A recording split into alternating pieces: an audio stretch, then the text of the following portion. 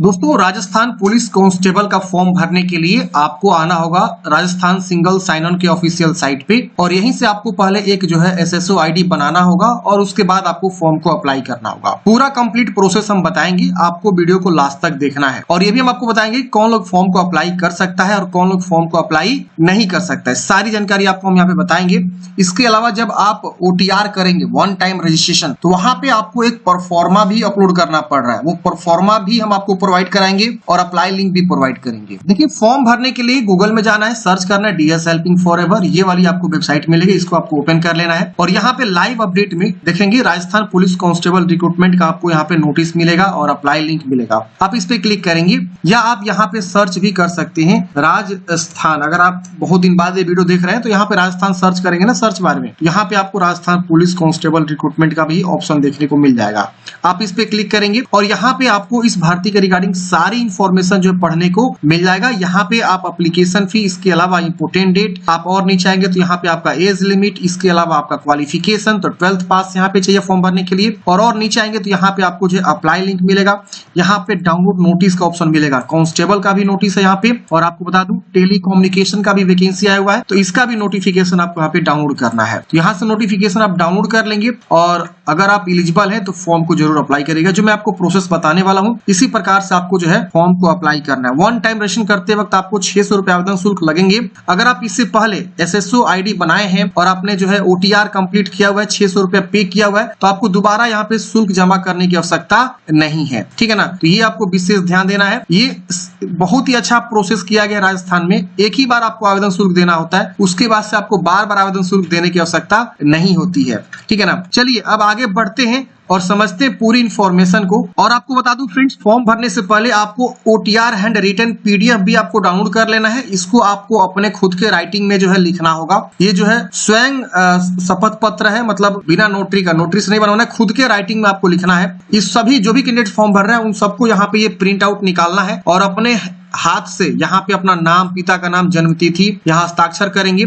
और यहाँ अभ्यर्थी हिंदी में लिखे तो आपको यहाँ पे हिंदी में भी लिखना है। सेम ये ऊपर का जो है मैटर है आपको यहाँ नीचे में हिंदी में लिखना है, यहाँ हस्ताक्षर भी करना है। इसके बाद यहाँ पे आपको देखेंगे तो ये इंग्लिश परफॉर्मा है, इंग्लिश को इंग्लिश में यहाँ पे आपको लिखना है। ये जो ये वाला मैटर है ना, ये पूरा का पूरा यहाँ लिखेंगे और यहाँ पे जो है अपना नाम और father name, date of birth भर देंगे, सिग्नेचर भी कर देंगे अंग्रेजी में। और यहाँ पे आपको सिग्नेचर करके एसएसओ आईडी, ओटीआर नंबर, ये सब आपको परमानेंट एड्रेस यहाँ पे लिखना होगा। तो ये परफॉर्मा आप पहले से तैयार कर लेंगे और प्रिंट आउट निकाल लेंगे। इसको स्कैन करके आगे अपलोड करना है, मैं आपको बताऊंगा कहां पे अपलोड करना है। अब इस वेबसाइट पे आने के बाद से, अप्लाई लिंक पे आने के बाद से आपको यहाँ रजिस्ट्रेशन का ऑप्शन मिलता है, इस पे क्लिक करेंगे और यहाँ पे आपके पास देखिए सिटीजन या उद्योग का ऑप्शन आता है। तो यहाँ पे आपको जन आधार है तो जन आधार के थ्रू आप एसएसओ आईडी बना सकते हैं, या अदर गूगल का ऑप्शन है, आप गूगल चूज करेंगे तो आपको यहाँ पे ऑटोमेटिक जो है जीमेल बोलेगा लॉगिन करने के लिए। आप जीमेल लॉगिन कर लेंगे, कोई सा भी एक गूगल अकाउंट बना लेंगे और वहां से आप ओटीआर ऑटोमेटिक जो है फैच कर सकते हैं। तो मेरे पास ओटीआर एक है ऑलरेडी, जिसके थ्रू मैं लॉगिन कर लेता हूं। आपके पास पहले से ओटीआर है तो आप डायरेक्टली यहां लॉगिन पे क्लिक करेंगे और यहां अपना SSO ID, password, captcha code भर के लॉगिन करेंगे। आपके पास ओटीआर नहीं तो रजिस्ट्रेशन पे क्लिक करेंगे और यहां गूगल का चुनाव करके जो है आप आसानी से 2 स्टेप में ओटीआर कर सकते हैं। गूगल पे क्लिक करेंगे, एक जीमेल का परमिशन मांगेगा, जीमेल का परमिशन दे देना है। उसके बाद ऑटोमेटिक जो है ओटीआर संख्या आपका दिखा देगा, एक पासवर्ड सेट कर लेनी है, बन गया ओटीआर। उसके बाद आप लॉगिन कर लेंगे, लॉगिन करके प्रोफाइल को कंप्लीट कर लेंगे। तो चलिए हम क्या करते हैं, डायरेक्टली लॉगिन करते हैं। जैसे फ्रेंड्स आप लॉगिन करते हैं तो यहाँ पे आपका इस प्रकार से कई सारे आइकन्स देखने को मिलते हैं। ये राजस्थान में जितने भी सर्विसेज होते हैं ना, उन सबका जो है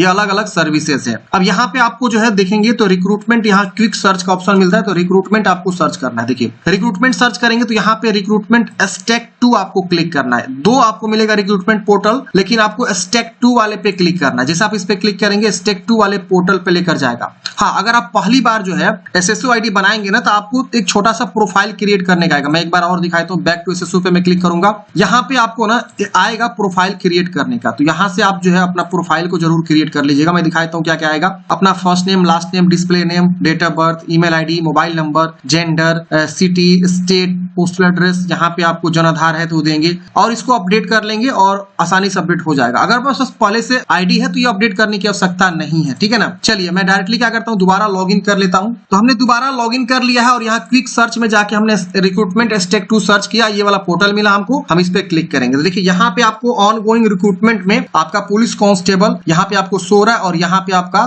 टेलीकम्युनिकेशन वाली वैकेंसी शो हो रहा है। तो जिसके लिए अप्लाई करना चाहते हैं उसके लिए आप अप्लाई कर सकते हैं। अब आपको लास्ट अपडेट प्रोफाइल कब आपने किया था वो भी दिखा रहा है। यहाँ पे आपको एक ऑप्शन आता है वन टाइम रजिस्ट्रेशन। तो जब भी आप यहाँ पे आएंगे तो पहले आपको वन टाइम रजिस्ट्रेशन वाले ऑप्शन पे क्लिक करना होगा। करेंगे जब तक आप OTR कंप्लीट नहीं करेंगे तब तक आप यहाँ पे अप्लाई पे क्लिक करेंगे ना तो यहाँ पे बोलेगा कि आप अप्लाई नहीं कर सकते। मैं आपको दिखाता हूँ, इस पे मैं क्लिक करूंगा तो यहाँ लिखेगा कि please live photo hand written declaration आपको जो है OTR KYC सेक्शन में जाके आपको कंप्लीट करना होगा, तभी जाके आपको जो यहाँ पे आगे ये वाला ऑप्शन खुल के आएगा। तो हम यहाँ ओके करेंगे तो ये देखिए ऑटोमेटिक लेकर चला जाएगा OTR वाले पेज पे। आप चाहते हैं कि हम वहां से जाए तो यहाँ से भी आप जा सकते हैं। वन टाइम रजिस्ट्रेशन पे क्लिक करेंगे पहले और इस तरह से देखेंगे आपका OTR रजिस्ट्रेशन यहाँ पे जानकारी शो करेगा। तो यहाँ पे आपको एक ऑप्शन मिलता है नीचे में फैच डाटा, आप इस पे क्लिक करेंगे। यहाँ पे आपका पूरा जानकारी शो होता है। यहाँ पे आपको अपडेट डिटेल्स पे क्लिक करना है, ये अपडेट हो जाएगा, ओके करेंगे। अब यहाँ पे आपको इस प्रकार से जानकारी शो होता है। अब यहाँ पे नीचे आएंगे तो आपको ये सब स्टेप्स कंप्लीट करने, लेकिन यहाँ पे बहुत सारे ऑप्शंस ऐसे हैं जो नॉन मैंडेटरी है, मतलब ये सब भरना जरूरी नहीं, जैसे क्वालिफिकेशन, बोनाफाइड सर्टिफिकेट, यहाँ पे कास्ट सर्टिफिकेट, डिसेबिलिटी,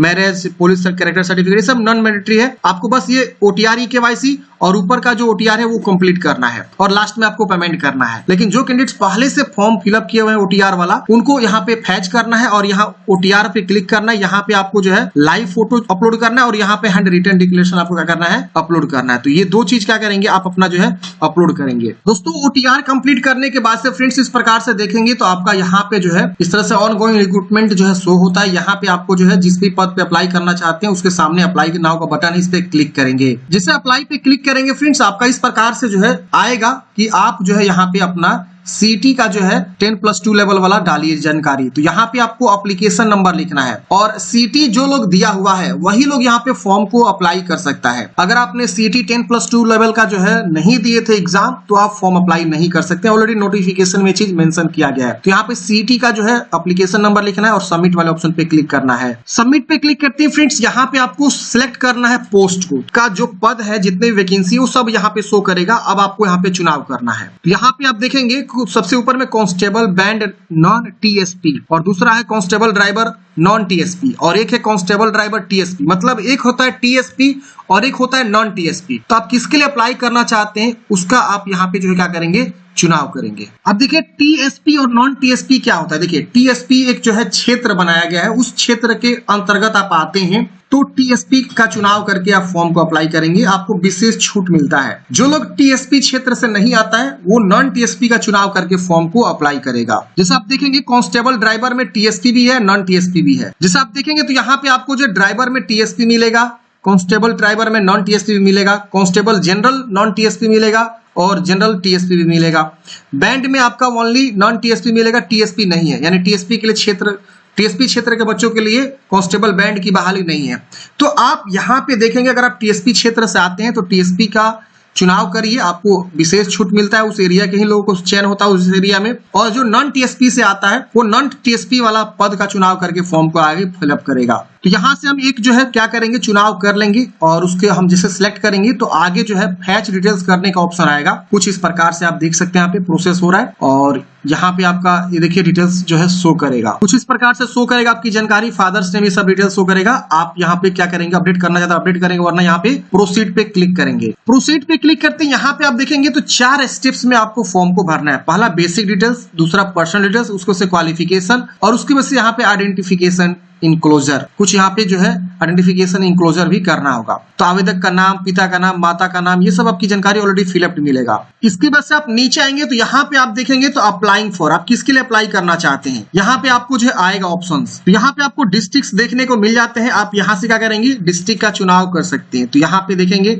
तो जो है आपका डिस्ट्रिक्ट्स वगैरह जो है यहाँ पे शो करता है। आप यहाँ से क्या करेंगे, चुनाव करेंगे। जो भी जिला से फॉर्म भरना चाहते हैं उस जिला का यहाँ पे क्या करेंगे फ्रेंड्स, आप जो है चुनाव कर लेंगे, जो कि आप यहाँ पे देख सकते हैं। अगले स्टेप में आपको जो है पर्सनल डिटेल्स भरना, अपना सबसे पहले डोमिसाइल के बारे में पूछ रहा है। तो यहाँ पे आप अपना nationality, home state, home block, tehsil, जो भी आपका प्रॉपर एड्रेस है, यहाँ पे होम डिस्ट्रिक्ट, ये सब आपको चूज करना है। आप सेटल है कहीं दूसरे कंट्री से इंडिया में तो आप यहाँ पे यस नो बताएंगे और यहाँ कंट्री वगैरह का नाम बताना है। तो यहाँ पे आपको जो है उस तरह से आएगा। देखिए यहाँ पे ये सब जानकारी भरने, बस अगले स्टेप में आपको स्पेशल कैटेगरी के बारे में पूछेगा। आप एक्स सर्विस है तो यस करेंगे वरना नो करेंगे और यहाँ पे सर्विस स्टेटस में बताएंगे आपने जो है NOC टेकन किया है तो यस ये सब चूज करेंगे। रिटायर है तो रिटायर चूज कर सकते हैं। अगर आप एक्स सर्विस मैन नहीं नहीं है तो आप यहाँ पे नो भी कर सकते हैं। अब यहाँ देखिए PPO number, date of retirement वगैरह मांग रहा है। अगर आप रिटायर्ड पर्सन है, कहाँ से रिटायर है, एयरफोर्स, आर्मी, नेवी से ये बताना होगा। नहीं है तो आप यहाँ पे नो भी करेंगे। अब आपके पास जो है इन सर्विस है एनओसी, तो आप यहाँ पे एनओसी लेटर वगैरह दे सकते हैं। यहाँ पे आपको सिलेक्ट करना होगा यूनिट सर्विस, तो हम यहाँ पे क्या करेंगे, नो कर देंगे। इसके बाद यहाँ पे आपको जो है एनसीसी कैडेट के बारे में पूछेगा, तो अगर आप एनसीसी कैडेट है तो आप यहाँ पे यस करेंगे, नहीं है तो आप इसे नो करेंगे। और अगर आप यस करते हैं तो यहाँ पे आपको बताना होगा कि कब से कब तक आपने जो एनसीसी कैडेट किया हुआ है, उसके वजह से सर्टिफिकेट का टाइप क्या है,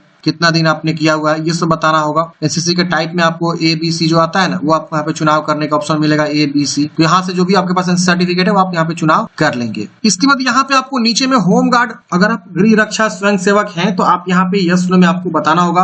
अगर आप यस करते हैं तो कब से कब तक आपने काम किया, इसके बारे में आप बताएंगे और उसका ड्यूरेशन यहाँ पे आपको बताना होगा। अगर आप नहीं किए तो नो भी कर सकते हैं, यहाँ पे ऑप्शन आपको देखने को मिल जाते हैं। इसकी वजह से अगर आप यहाँ पे जो है एम्प्लॉय है गवर्नमेंट के, स्टेट गवर्नमेंट के, तो आप यहाँ यस करेंगे और अपना डिपार्टमेंट का नाम, पद का नाम, ये सब आपको एनओसी वगैरह के बारे में पूछ रहा है कि आपने एनओसी रिसीव किया कि नहीं किया, यस में आपको बताना है। और एनओसी नंबर यहाँ पे आपको लिख देना है। तो अगर आप पहले से गवर्नमेंट एम्प्लॉय हैं, किसी विभाग में काम कर रहे हैं, तो उसके बारे में यस कर सकते हैं, नहीं तो आप यहाँ पे नो भी कर सकते हैं। एनओसी है तो एनओसी भी आप यहाँ पे दे सकते हैं, वरना नो कर सकते हैं। तो अपने अकॉर्डिंग यस में आपको बताना है। फिर यहाँ पे आप नीचे आएंगे तो यहाँ पे आप पूछ रहा है कि हैव यू डिग्री या diploma in police related subject, मतलब पुलिस रिलेटेड सब्जेक्ट में आपने डिप्लोमा या डिग्री किया है। अगर किए हैं तो यस करेंगे, अगर नहीं किए तो आप यहाँ पे नो भी कर सकते हैं। ठीक है, तो ये आपके ऊपर डिपेंड करता है। अगर कोई डिप्लोमा आपके पास डिग्री वगैरह है तो आप यहाँ पे यस नो में अपनी जानकारी को बता सकते हैं। मैं यहाँ पे सिंपल नो कर देता हूँ। अब एडिशनल कैटेगरी, अगर आप डिपेंडेंट ऑफ डिकीज्ड पुलिस पर्सनल है तो आप इसको टिक कर सकते हैं। ठीक है,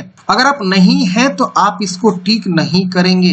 अब नीचे में आपके ऊपर कोई FIR वगैरह लॉन्च किया गया है तो आप यहाँ पे बता देंगे। कैरेक्टर वेरिफिकेशन के बारे में पूछ रहा, नहीं तो आप यहाँ पे नो करेंगे। यस का भी ऑप्शन है, यस करते हैं तो आपके केस वगैरह के बारे में जानकारी पूछेगा। तो मैं यहाँ पे नो कर देता हूँ। नो करने के बाद सब क्या करेंगे, यहाँ पे नेक्स्ट वाले ऑप्शन पे क्लिक करेंगे। चलिए यहाँ पे नेक्स्ट पे क्लिक करते हैं। नेक्स्ट पे क्लिक करते हैं फ्रेंड्स। अब अगला स्टेप यहाँ पे आप देखेंगे तो इसका जो है खुल के आ जाएगा। अब यहाँ पे आपको एजुकेशनल क्वालिफिकेशन के बारे में जानकारी भरना। सबसे ऊपर में आपको टिक कर देना है रेड वाले बॉक्स को। यहाँ पे आपको 10th के बारे में, यहाँ पे 12th के बारे में। तो सबसे पहले आप 10th का जो है सभी सब्जेक्ट ग्रुप को क्या करेंगे, लिखेंगे। तो यहाँ पे सभी सब्जेक्ट ग्रुप को हम क्या करते हैं फ्रेंड्स, लिख देते हैं। जो भी आपका सब्जेक्ट ग्रुप रहा है, जो भी आपने पढ़ा हुआ है। अगर नॉट अप्लीकेबल है तो नॉट अप्लीकेबल भी आप यहाँ पे लिख सकते हैं। उसको से परसेंटेज, उसको से पासिंग और परसेंटेज आपको बताना होगा। ग्रेड है तो ग्रेड भी बता सकते हैं। फिर 12th के बारे में आपको यहाँ पे बताना है, 12th कौन से विषय से आपने पढ़ाई किया हुआ है। फिर यहाँ पे बोर्ड का नाम आपको लिखना है। फिर जो है यहाँ पे रोल नंबर लिखना है। तो ये अपनी बेसिक जानकारी को आप भरेंगे। फिर यहाँ पे CGPA की परसेंटेज है और यहाँ पे पासिंग ईयर बताना है और उसके से ग्रेड है तो ग्रेड बताएंगे और यहाँ पे परसेंटेज वगैरह ऐड कर देंगे। इसके बाद यहाँ पे आपने कोई डिप्लोमा किया है तो डिप्लोमा भी आप यहाँ पे चुनाव कर सकते हैं। तो हमने यहाँ पे 10th 12th की जानकारी भर लिया है। एक्स्ट्रा क्वालिफिकेशन है तो हम भरेंगे, वरना इसे छोड़ेंगे। उसके बाद हम क्या करेंगे, यहाँ पे नेक्स्ट वाले ऑप्शन पे क्लिक करेंगे। नेक्स्ट करते हैं। यहाँ पे आपको फोटोग्राफ और सिग्नेचर यहाँ पे आप अपलोड करेंगे, जो कि 50 से 100 के बीच फोटोग्राफ JPG फॉर्मेट में होना चाहिए और सिग्नेचर यहाँ पे 20 से 50 के बीच आपको चूज करना है। और यहाँ पे एक बॉडी में पहचान भी लिखना है। तो चूज फाइल पे क्लिक करेंगे और फोटो को चुनाव करेंगे। चुनाव करने के बाद से फ्रेंड्स उसको अपलोड कर लेंगे। अपलोड होने से ही फ्रेंड्स आपका फोटो सिग्नेचर यहाँ पे शो कर देता है। नीचे में आपको एक जो है बॉडी आइडेंटिफिकेशन मार्क्स, जैसे यानी बॉडी में पहचान, तीर का निशान, कांटा का निशान, जला का निशान, ये कुछ भी हो सकता है। तो आप यहाँ पे लिखेंगे और उसको से नेक्स्ट करेंगे। नेक्स्ट करते हैं फ्रेंड्स। अगले स्टेप में यहाँ पे आपका वेरीफाई खुलेगा। एप्लीकेशन प्रीव्यू आप चेक करेंगे कि हमने जो भी जानकारी यहाँ पे दिया वो सब चीज हमने सही दिया हुआ है। अगर इसमें कुछ भी गलती है तो समय रहते हम क्या करेंगे, बैक जाके सुधारेंगे। नहीं गलती है तो हम सीधे नीचे आएंगे। नीचे में देख सकते हैं फ्रेंड्स, यहाँ पे आपको जो है डिक्लेरेशन का टिक बॉक्स करना है और यहाँ पे फाइनल सबमिट का बटन मिलता है। हम फाइनल सबमिट पे क्लिक करेंगे। फाइनल सबमिट करने के बाद से फ्रेंड्स आपको जो फाइनल प्रिंट आउट निकल जाता है, आप उसका प्रिंट आउट निकाल के हार्ड कॉपी अपने पास जो है सुरक्षित रख लीजिएगा और हमेशा फ्यूचर में काम भी आ सकता है। बाकी मैंने आपको बताया कि किस प्रकार से आपको फॉर्म को अप्लाई करना है। आपके मन में कोई भी डाउट्स है, कमेंट है, आप कमेंट बॉक्स में पूछ लीजिएगा फ्रेंड्स। मिलते हैं किसी नेक्स्ट वीडियो में। जय हिंद, आपका दिन शुभ हो।